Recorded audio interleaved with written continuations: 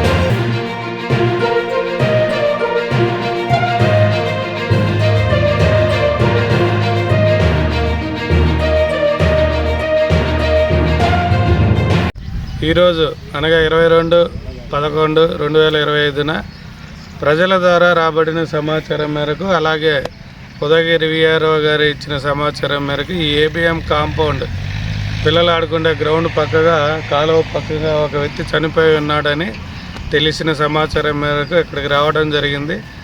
అతన్ని పరిశీలించగా సుమారు 60 నుంచి 70 సంవత్సరాల వయసు ఉన్నట్లుగా తెలుస్తున్నది. పక్కనే మనకు అతను పాయిజన్ తీసుకొని చనిపోయినట్లుగా తెలుస్తుంది. ఒక మా పాయిజన్ బాటిల్, అలాగే గడ్డి మందు, థమ్స్అప్ బాటిల్ కూడా ఉన్నాయి.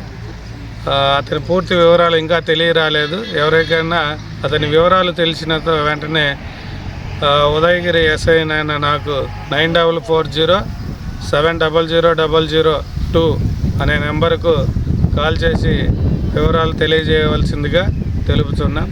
Thank you.